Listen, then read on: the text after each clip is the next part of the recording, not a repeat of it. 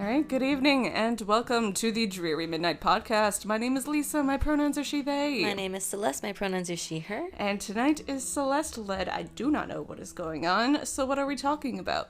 Tonight, we are going to talk about the man from Taured. Let's get into it. Intro music. Intro music.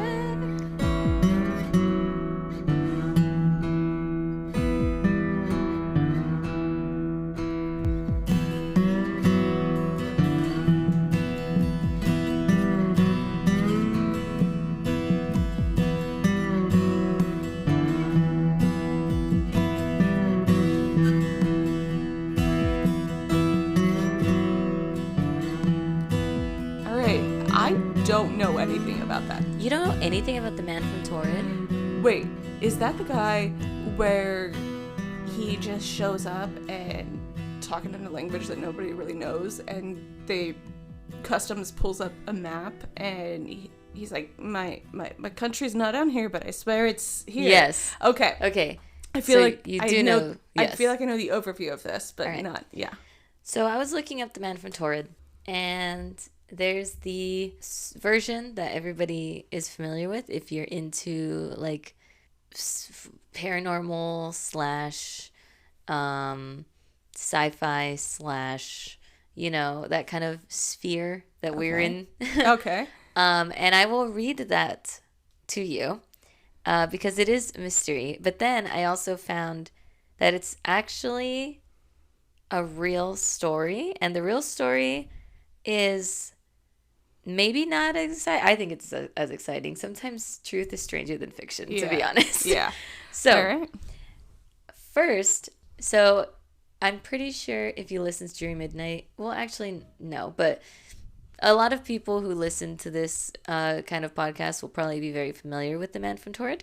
Okay. But for those who aren't, this is the story. So, it was a hot summer day. Okay. In July 1954. Okay. And a man arrived at Haneda Airport in Tokyo, Japan. Sorry if I'm pronouncing anything wrong, by the way. The man was Caucasian, bearded, and wearing a suit. He might have spoken French. He knew a fair bit of Japanese. Nothing was out of the ordinary until he handed over his passport. Now, his passport seemed legitimate, but one thing seemed off. The man was apparently from the country of Taured. As far as the immigration officers at Haneda Airport were aware, Taured was not a country that existed on Earth. Custom officials found him in possession of money from several different European currencies. His passport had been stamped by many airports around the globe, including previous visits to Tokyo. The man was interrogated and asked to point out his country on a map. He pointed to the Principality of Andorra, but became angry and confused. He had never heard of Andorra and couldn't understand why his homeland of Taured wasn't there.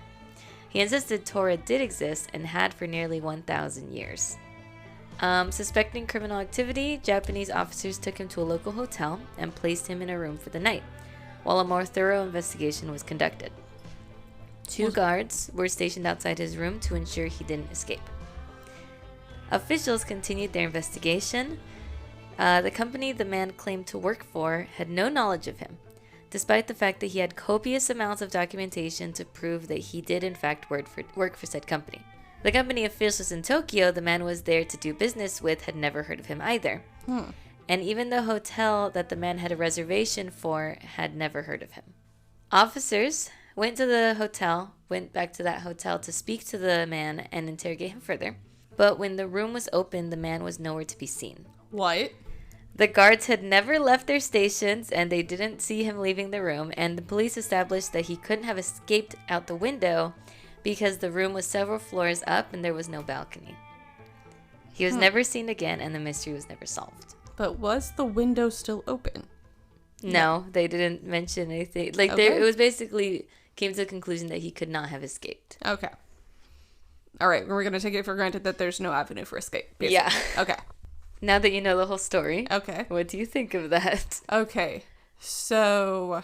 It's creepy. It is really creepy. What gets me is the fact that his passport tracks. Right? Like, he's got a bunch of stamps from all over the world. Just as my passport had a bunch of stamps from all over the world. Yeah, like he had traveled before. Yeah. Without a problem. Yeah. And according to this, he had not only traveled before, but he had traveled to Tokyo before. Yeah. Without a problem. Yeah. Now that you say the broad beats of the story, it's usually I'm a little bit iffy on like actual evidence for like either time slips or like parallel universes or something like that. But this is I say a lot, like you can be skeptical, but a lot of times there's the one story that makes you side-eye it. And this is the one story that's making me double-check on time slips and parallel dimensions, right? Yeah. Good thing you mentioned that, because that's what people usually, they use this story as like proof of parallel universes, which and interdimensional travel. They think maybe it could have been some timelines crossing, like maybe in a different timeline there was a country named Taured instead of Andorra, and he just somehow crossed the timelines, ended up in our reality, and then disappeared into his reality, and that's why he was never found.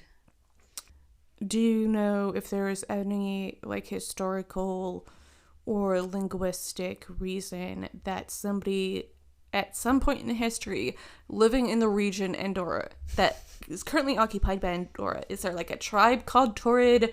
Did two tribes over call that tribe Taured? Like, well, see, I know the answers that you're asking.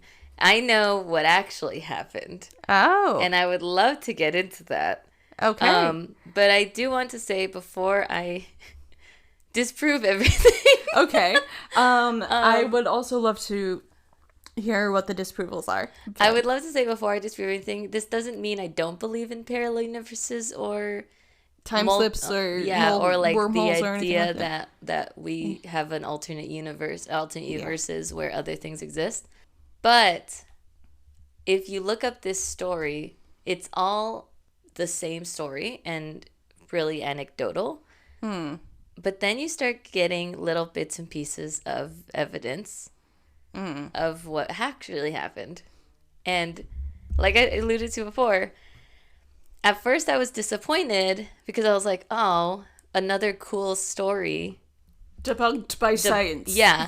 But when I actually read the real story, I was like, actually, this is really interesting as well. Okay, so it's very much a truth is stranger than theory situation. It's very much it's not necessarily a interdimensional mystery, but it's more of a criminal immigration and fraud case. Ooh. I know. All right, well, let's get into that. So let's get into some true crime.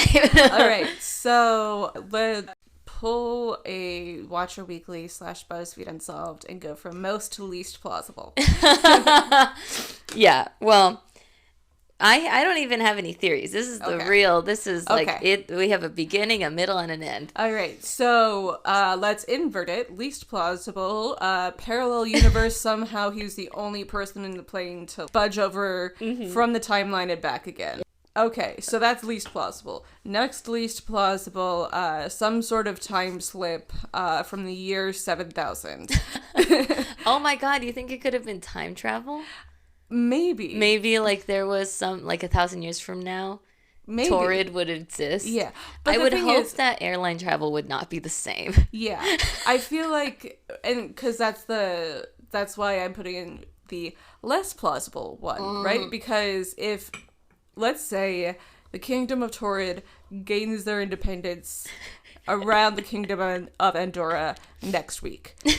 So in the year 3024, if we think back to the year 1024, like, carts and donkeys are the fastest mode of travel for a lot of people, right? And so I don't know that air travel as we know it now was conceivable to a random citizen in 1024. Yeah. So it is... I could just be teleporting at that point. Yeah, I think it's reasonable to assume that travel as we know it as a human might know it in 3024 would be inconceivable to us in 2024. Yeah. So if Taured has been a kingdom for 1,000 years, and let's say, again, Taured gets its independence next week, then this guy's going to be just as disoriented by air travel. Yeah, no kidding. In Who knows 2024. if we'll even have a passport? We'll just scan our brains and see where we're going. Like a barcode or some shit. Anyway. Terrifying. Yeah. But I'm sure people 1,000 years ago would think that flying through the air would be terrifying as well. Yeah. And it is kind of. Yeah, if you think about it too hard, it's ridiculous. Anyway. Okay. So what but actually it is happened? still the safest form of travel. Yeah.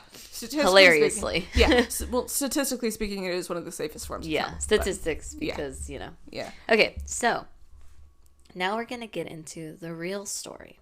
The way that we're going to, instead of me just saying, and this is what happened, I'm going to slowly give you the story the way that I was given it, with snippets of like news reports and documents from when this took place. Okay. Which was not in 1954, but it was in 1960. Huh. Yes. On July 29th, 1960, a debate in the British House of Commons on the subject of frontier formalities, which is the administrative process by which a person enters the territory of another country, mentioned a man named John Allen Zegras, who was being prosecuted in Japan for using a fake passport. So I'm going to read this quote from the British House of Commons. My honorable friend, I'm assuming it's honorable, it's H-O-N, may know the case of John Alice Zegras, who is at present being prosecuted in Tokyo. In evidence, he describes himself as an intelligence agent for Colonel Nasser and a naturalized Ethiopian. This man, according to the evidence, has traveled all over the world with a very impressive-looking passport indeed. It is written in a language unknown and has remained unidentified, although it has been studied for a long time by philologists. The passport is stated to have been issued in Tamanrasset, the capital of the independent sovereign state of Taured. Neither the country nor the language can be identified, although a great deal of time has been spent in the attempt. When the accused was cross-examined, he said it was a state of 2 million population somewhere south of the Sahara. This man has been round the world on this passport without hindrance, a passport which, as far as we know, it is written in the invented language of an invented country. I would stress, therefore, that passports are not very good security checks. End quote. Damn. Yeah. Yeah. Just going out on a limb here. There's a lot of like sub-Saharan languages. Obviously I'm not familiar with all of them. But even just like, so where we live in the DC area is apparently the world's largest population of Ethiopians outside of Africa. And so I think in a lot of population centers, a lot of like the bus signs and advertisements and that kind of thing are in a few different languages. And if you've seen Amharic, which is the script for Ethiopian, it looks, if you're not familiar with it, it looks like an alien language. It's really cool. I would love to like actually learn the script because it's kind of cool looking. But all of that to say, we can't rule out this strange alien looking language isn't actually somebody's alphabet, right? Yeah. Like that's still going to be a possibility. That being said, if it's somebody is working at an airport, isn't it their job to know all the languages and be able to recognize all the countries that could be? True. Counterpoint, I've heard so many horror stories of people from New Mexico who are trying to get through American on a domestic flight in America who are told you also need a passport because the gate agent thinks that they're from Mexico. Okay. But there are a lot of stupid Americans. I love America. That's true. I mean, I love it to a fault. I grew up here, but like not every country is gonna be batting 100. Yeah. And our education system's kind of crap. Yeah. Yeah. That's why I went to private school, man. Fair. But yeah, it's so all of that to say. But then again, counterpoint to my counterpoint. like that's one singular domestic gate agent. An international gate agent, you would assume after a couple of weeks they would have seen at least a fair variety of scripts and languages and be able to deduce that this script kind of looks like this other script because... Yes. What do you think about him claiming to be an intelligence agent? I think that the only people who actually say they're intelligence agents are trying to trump up their own resume. But then again, the counterpart to that counterpoint is, again, American security documents have been leaked because people are like, you don't believe that I have the security access? Here's all of these documents. Stop using America as an example. We're just making this look bad. Yeah. Good grief. Anyway. Okay. But, so to that point, I would need further evidence that he's an intelligence agent. Wait, at what point did he say that he is an intelligence agent? It just, according to this little snippet that I read, it was just when he was being interrogated by Tokyo. Okay. That's when he said, it says he describes himself as an intelligence agent for Colonel Nasser and a naturalized Ethiopian. And who's Colonel Nasser? I don't know. Okay. I mean, it doesn't really matter in the end. So, and he's a naturalized Ethiopian, you said? Yeah. Okay. So... That's what he claims. Okay. My thought process with needing more evidence is a little bit like, if he tells them immediately he's an intelligence agent, then he's not full of it. If he's if he's 30 minutes into an interrogation room and he says, I'm going to be full straight with you. Here's the actual God's honest truth. I'm an intelligence agent, so I'm working for this person. Here's the thing. An intelligence agent, though, probably wouldn't tell people.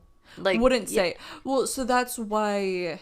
Like, even if they were being interrogated, they're supposed to have, like, a foolproof... I would believe it more if he was... So here's the situation in which I would believe he is an intelligence agent. All right. So he's he's on a mission to sort of test how effective passport control is in any given country. And if his passport is flagged, and he's brought back to an interrogation room, once the agent comes in and sits down, it says, you have one chance to tell me the truth.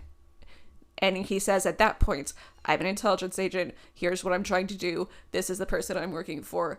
And here's the contact number to verify my story. Those are the situations in which that's the story in the situation in which I would believe he is an actual intelligence agent. And if he was smart, he would have done that. What? I said, if he was smart, he would have said that. Yeah. But I want to move on to the rest of the evidence. Yeah. Before we get... Yeah. Because now we're going to reveal a little more. Okay. So, also, I want to point out that according to this British little snippet, they are being more like, less of, oh, he's from another dimension, and more of like, he's probably got a fake passport. Yeah. Yeah. But like Tokyo, from what I've heard with Tokyo passport control, it's pretty solid. Yeah. Yeah. Tokyo, well, that backs up this thing, which is that Tokyo's very good at, because apparently, if he's traveled a lot before, he couldn't get away with it here. Okay, so this transcript that I had read was from July of 1960. This is August of 1960. Okay. A newspaper article. It was a UK newspaper called The Province. They released this article about the situation. The title of the article is called Man with His Own Country. Now, everyone who has run into officialdom to his cost and wondered at the ridiculous questions asked of tourists will have sympathy for a man sonorously named John Allen Kuchar Zegras. Mr. Zegras wanted to travel around the world. To impress officials, he invented a nation, a capital, a people, and a language. All these he recorded on a passport, which he made himself.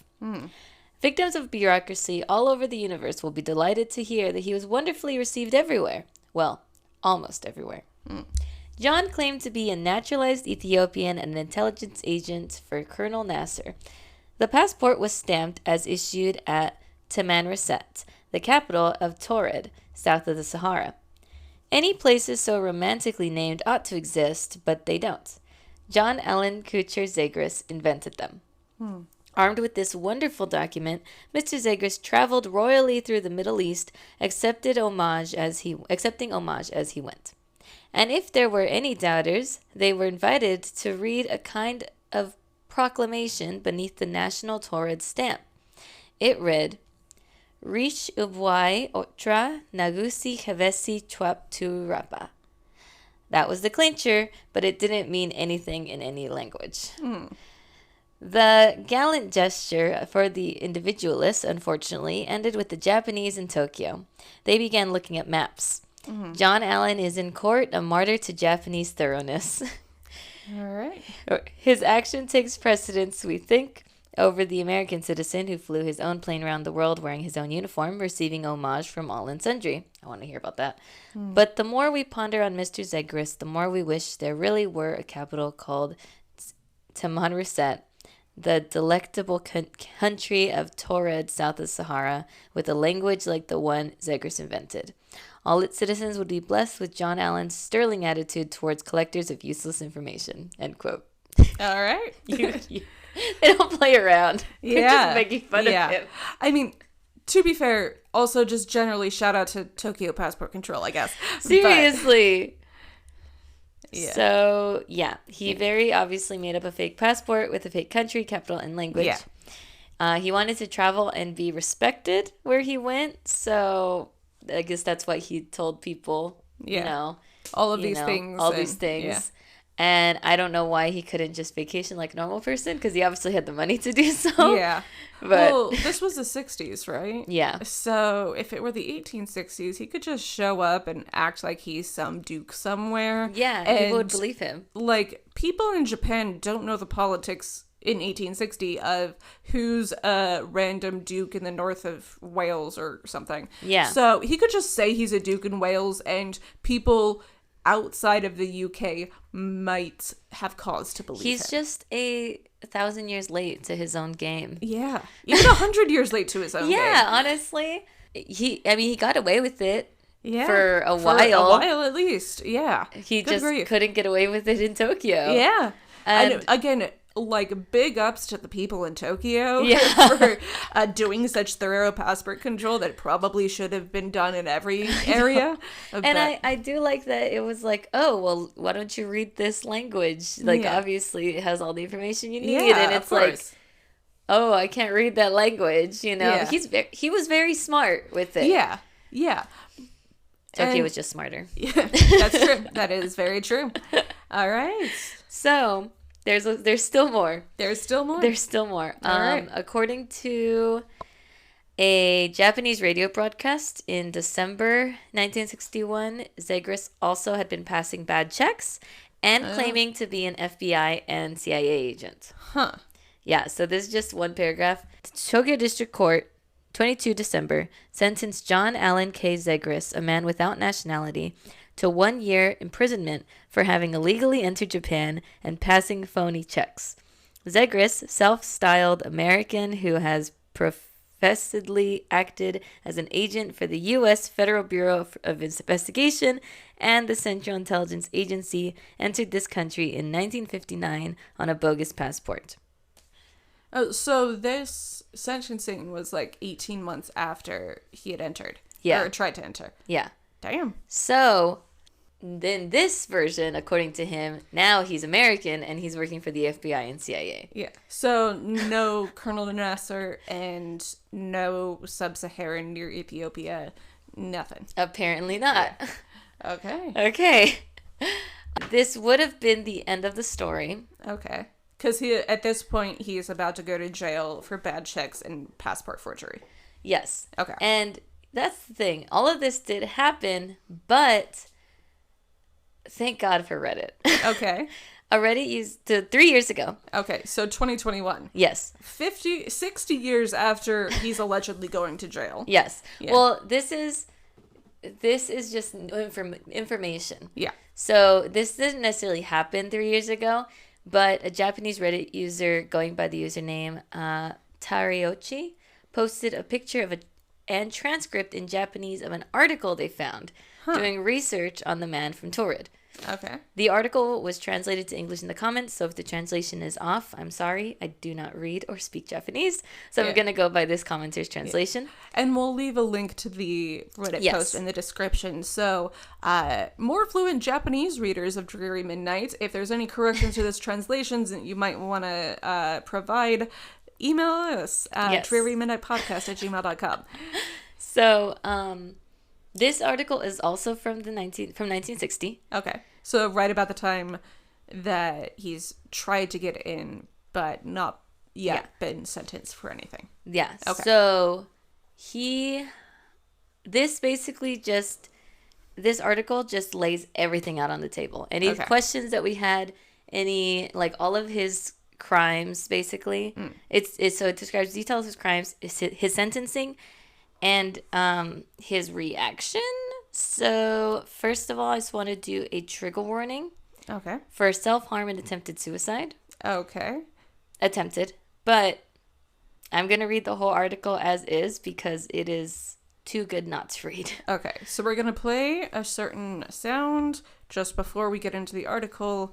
If you want to fast forward, we'll play the sound again, and that's when you can tune back in. Yes. Okay.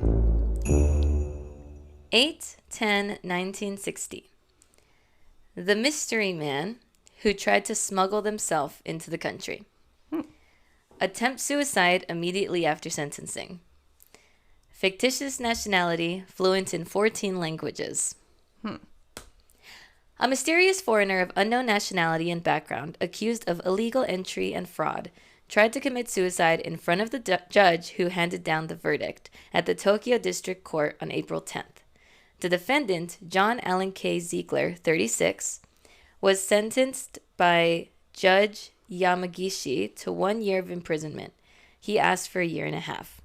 At the sentencing hearing of the Tokyo District Court, criminal number 28, shortly after 10 a.m. on the same day, but when the interpreter told him of the sentence, the defendant suddenly stood up and grabbed his arms with pieces of a glass bottle. It says grabbed his arms. He cut his arms with pieces of a glass bottle that he had hidden in his mouth. What? And then he tried to kill himself. He slashed himself. Surprised by the bleeding, 3 attendant guards rushed to the scene, but there was a great commotion, He was shouting, "I'm going to kill myself," in English, and the patient was admitted by ambulance to Kiyobashi Hospital in the vicinity. The extent of his injuries is believed to have lasted about 10 days.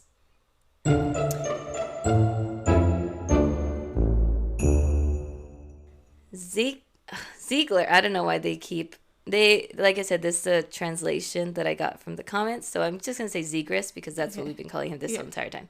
Yeah. Zegris and his Korean wife entered Haneda Airport with a forged passport from Taipei on October 24th last year. And in December of the same year, he stole about 200,000 yen and $140 in traveler's checks from the Tokyo branch of the Manhattan Bank of Chessmen and another 100,000 yen from the Tokyo branch of the Bank of Korea. The forged passport used to enter the country was handmade, and the name of the country, I don't know why this is what it says, but this is what I'm going to read. Nagusi Hevesi Golaulau Espirit. What?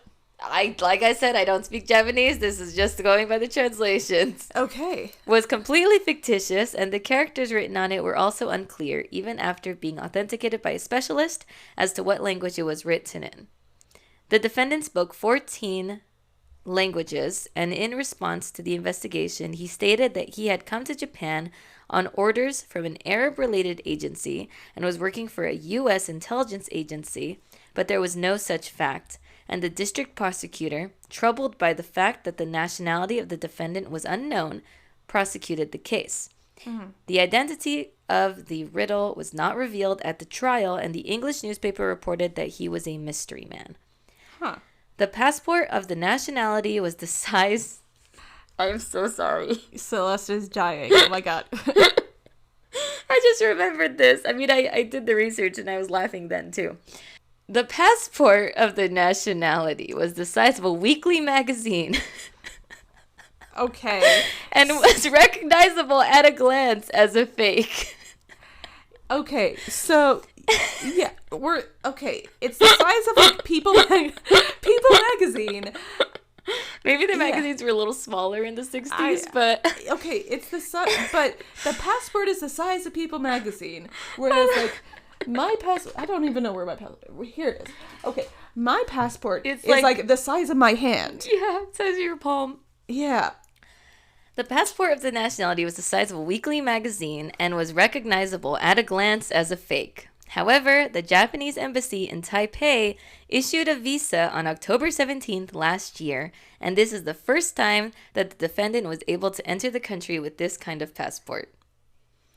In addition, the defendant's wife, 30, also entered the country with the same passport and was repatriated to South Korea with her own passport. Okay, so the first time you mentioned he'd married a Korean person, I Googled it, and okay. It says amended in June 1998, allows foreign nationals that have lived in Korea, married to Korean nationals for 2 years or more to apply, then acquire citizenship if they pass the citizenship test.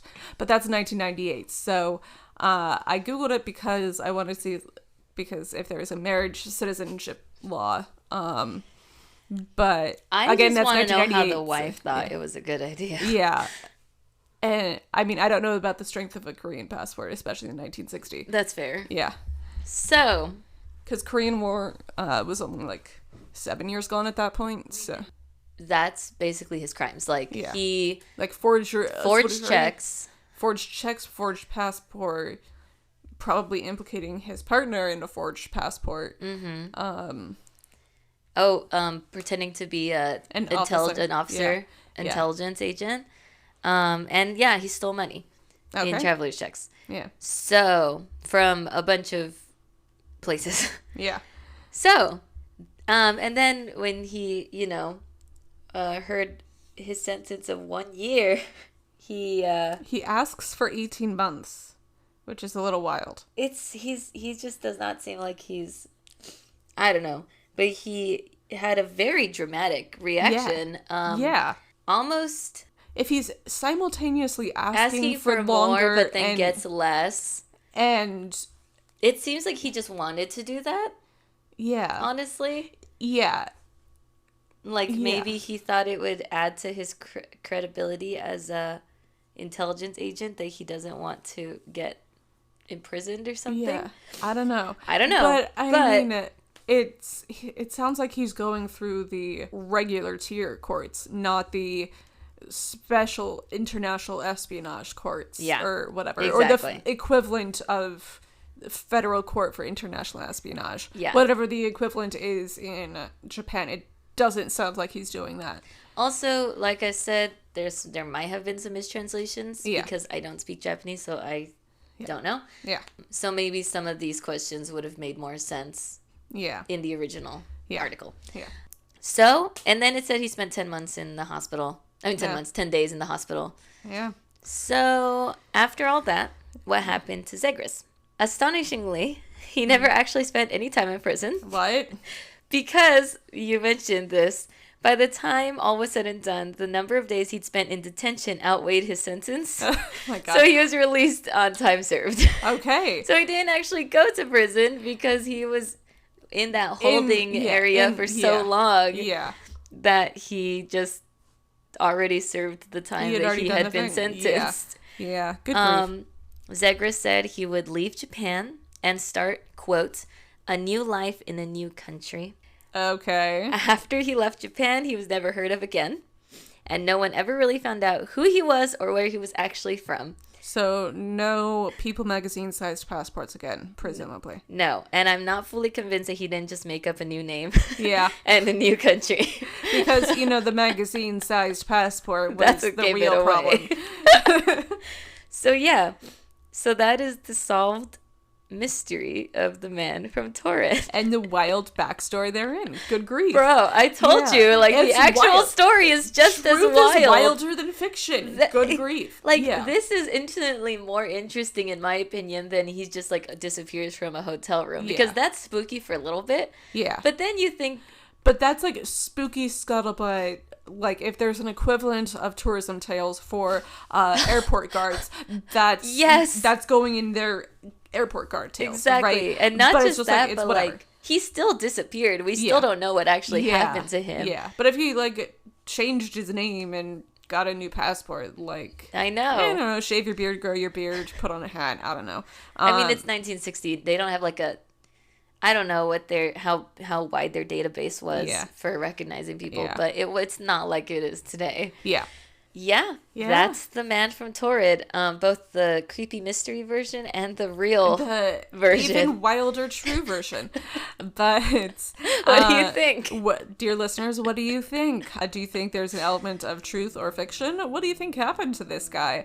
I wonder where he is now. I mean, he was 36 in 1960. Yeah. So at this point, he's probably passed. Yeah, or at least mentally not doing so hot.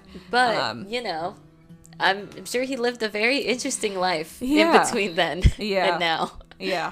If you want to get in touch with the show, including corrections on Japanese translations, drearymidnightpodcast@gmail.com. If you want to follow us on Instagram, we are at drearymidnightpod. And if you want to support us with money, shout out to Brian and Jill for being our monetary supporters. And if you want to join their ranks, patreon.com/drearymidnightpod. And with all that said, don't lie to Tokyo Passport Control. They will find you out. They will find you. Or anyone's passport control for that matter. It's gonna make your life easier. Don't use forged traveler checks. Yeah, don't forge anything except a magical sword. And if you're going to pretend to be a federal agent, just pick one agency. Yeah. One country, one agency, whole deal. And legally, that is not legal advice. No, don't do that. Don't do that. And safe travels home on this dreary midnights. Good night. Good night.